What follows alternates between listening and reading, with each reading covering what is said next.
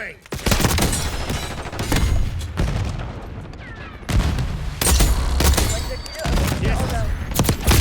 Here's the build, because I know you're going to ask. Yeah, it's disgusting. So with Black Ops 6 Season 2 just on the horizon, coming out on the 20th of January, it's a good time to look back and reflect on the disaster that Season 1 in Black Ops 6 has actually been. Yeah, I guess you probably know, and I could probably make like a 30-minute long video on this, but as a wise man once said, yesterday is history and tomorrow is a mystery. So in this video, we're going to look forward and try and see all of the release content and all of the leaks on what Season 2 might have to offer, and we're going to analyse all the important ones and try and piece this together and see if Season 2 can rescue this absolute mess of a situation. But before we get into that, if you could do me a massive favour and leave a little like if you enjoy this video, maybe even drop subscribe, it would help me out a lot. I don't normally ask for this, but in the early stages of my channel, any support is greatly appreciated and would help me out massively. But bonus points down below if you're able to leave a comment and tell me who the wise guy I quoted actually is, and also leave a little comment on what you're looking forward to most in Season 2 of Black Ops 6. This clip would have been disgusting if I killed both these guys, flip's sake.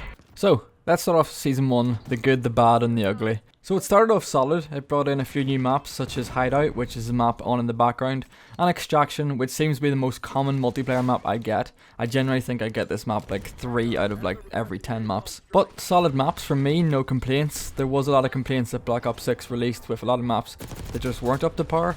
But to me, these two maps, Extraction and Hideout, brought in a little bit of a good balance, and it's two maps that I've definitely enjoyed and don't really have many complaints over. And through some early season events such as Hit List, they introduced a few new weapons and score streaks, of course the hand cannon, which I think is still probably the most fun score streak in the game.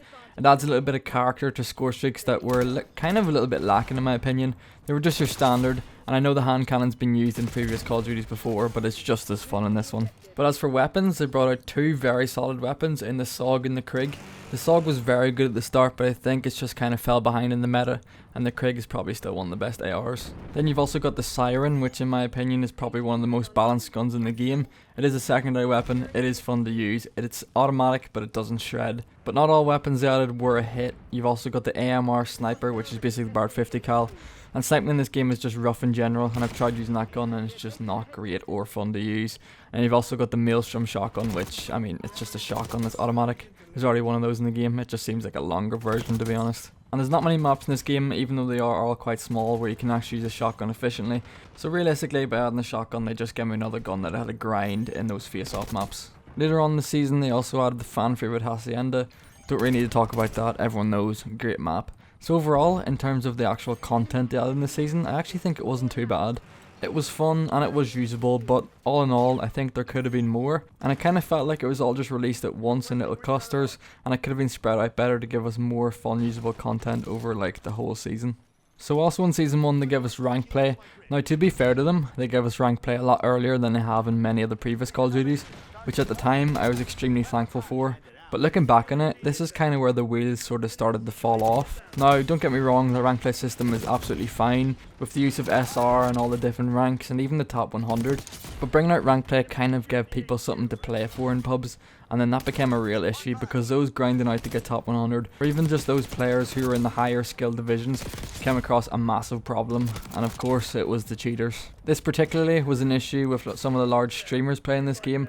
They were playing rank play and they were just getting absolutely smoked to a point where they just couldn't even play the game, only by cheaters and people not playing the game fairly. And even though some players never even got to a high enough skill division to face any cheaters, they just lost all motivation by seeing some of the top streamers in the top lobbies not even having a chance. This also made a lot of players paranoid, leading to a lot of false bans or shadow bans where players were reporting players that just were doing well in lobbies, meaning that some players just couldn't even play the game that they paid a large amount of money for. And not only was the cheaters a massive issue in Season 1, the Squid Games event also pissed a lot of people off. And that's because not only did you have to pay for a battle pass, but you also had to pay for a special event pass just to unlock all the content that they brought out with this. And to be honest, the game modes that they released with it just weren't good enough. Yes, there was a red light, green light, but like Squid Games is like 5 or 6 other mini games. But if you join the red light, green light playlist, it's just over and over again the one game mode until like there's like 3 people left. And it's just not fun. Like if they had all the different games like Tug of War or like that breaky glass one, then it would be sick. But nope, too lazy. And then they also asked for more money, which just kind of just pissed a lot of people off and just put a lot of people off the game. So that combined with cheaters, shadow banning, player numbers just absolutely plummeted. So how can this be fixed in Season 2? Well, since Season 2's not out yet, we can only go off what Activision is telling us, and so far they're just giving us the same old spiel. Well, that's what it looked like when I first looked at it. The first off started by saying they've banned 136,000 players from rank play, and my question would be, they banned about 40,000 I think on the first Season 1 Reloaded update. Well, that's what they told us anyway. And it made no difference, it actually kind of felt worse. And whenever they say rank play players, what do they even mean by that? Is that like a combination of Warzone and like multiplayer ranked? And how do they know it's just rank play players? Like, are these players not cheating in pubs too? I don't know, it just doesn't make any sense. It just kind of sounds like they're just giving us big numbers to try and look like they actually have been doing something, whenever they've given us like realistically no updates in like the past month. And then they've also been saying how they've improved the cross detection systems, which sounds like the AI systems that they use to determine if someone's actually cheating. So they've just kind of said that like it's improving, so we can't really take much from that, we just have to kind of wait and see. They also mentioned that they're taking action against players that are spam reporting. They're going to give them like a warning system and tell people that they're going to get banned themselves if they're spam reporting. Activision have previously said that spam reports don't actually matter, although I've seen a lot of clips on Twitter where people have been killed by hackers or they've killed hackers and they just get instantly banned. So it's kind of conflicting reports. But Activision are sort of saying that cheat developers are kind of advertising that you can just ban anyone you want as the cheater, and it's not really an actual system, and it's just sort of like a marketing tool for the cheats. But I've seen some things on Twitter, and I'm sure you've heard some things that kind of prove otherwise, so we're kind of just have to sit back and wait again and see if they actually make a difference on this whole spam reporting system. I myself have been shadowbanned twice, and it's extremely annoying, and it's so obvious to tell when it's going to happen. I actually find myself in pub zombies now not trying as hard. I mean, that sounds like I was sweating before, but genuinely, if I have a chance to like spawn trap them and like put them in a situation where I think I'm cheating, it kind of makes me think twice, because I don't really want to be banned from multiplayer, but it wouldn't be the end of the world. But it's the fact that I get shadow banned in rank play too, and it's just constant cheaters, meaning I can't progress or play with my mates, and that's the thing I most enjoy at the minute. So for the cheating in Season 2, Activision have kind of just came out and said, trust me bro, trust me that we're going to fix this thing. We can't really tell you too much more, which I kind of understand, because they can't tell the cheaters what they're going to do or what they're going to improve. But they did also say in these patch notes for Season 2 that it's going to be improved even more in Season 3. So that scares the absolute shit out of me, because if they're saying that, then they know it's not at full capability for Season 3. They did mention a sort of authenticating system, which I know has been used in other games such as CSGO, where you've got prime matchmaking, and to be honest, the more I think about it, I think that might be the way out of this, which is kind of authenticating the good players and not so much banning the bad players, but kind of keeping them in like a constant shadow ban state until they've been approved by some sort of system, whether that's through like player review or like system review, although we all know what the AI systems are like in this game, so that could be a disaster. But if that's done right, and all the good like legit players are like legitimized, or like given authentication, then it could be a route out of this. But that's in Season 3, it's not even in Season 2, so will anybody even care about the game in Season 3 by them? I mean, if Season 2 continues like Season 1 has, then no, probably not. So, you know, we gotta hold in tight as usual. They also announced that they're going to try and improve the fact that everyone's kind of getting banned for even just swearing in public matches right now, because they're saying that like public matches you should be able to trash talk and not get instantly banned.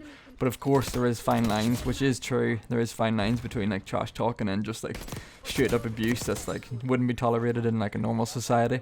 But you know, everyone has the joke about how brutal Modern Warfare 2 lobbies were back in the day, and it is only a game. However, I kind of have doubts over this too, because there's so many different accents. Like, you probably can't even understand my accent right now. And I'm probably talking too fast, like I always do. So how the hell is an AI going to understand? I know AI's like, the whole point of them, they're smarter than humans or whatever, but I mean, accents are very different. And I don't really see like an ideal scenario where they're able to differentiate with like 100% accuracy when someone's saying something that's like totally out of pocket, or just like calling someone's mum fat or something.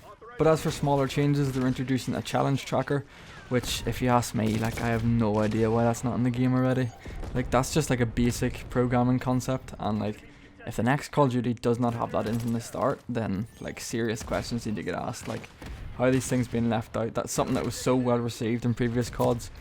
You just forget a challenge. I don't understand. And like, for someone like me that likes going for all the challenges, like, I'm telling you right now, I'm completing every single challenge in this game before I get rid of it, no matter how bad it gets. Because I'm just like, I'm in too deep right now. Like, I'm using all the different kill streaks and stuff, and it's just painful. I'm not letting it get away.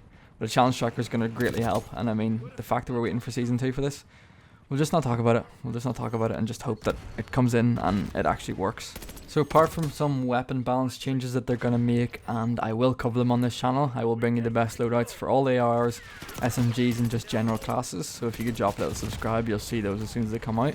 But that kind of happens every season, and that's to be expected. The meta will shift, but that's not really something that the game majorly needs right now. I think most of the guns are actually in a good spot. Like, this is the first time I used this, what is called AEK gun, and I can't believe it one burst people so easily.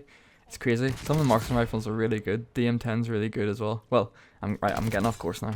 So all in all, Season 2 just kind of sounds like a load of trust me bro. Hopefully we're going to get some more like trailers or like some more patch notes coming here soon.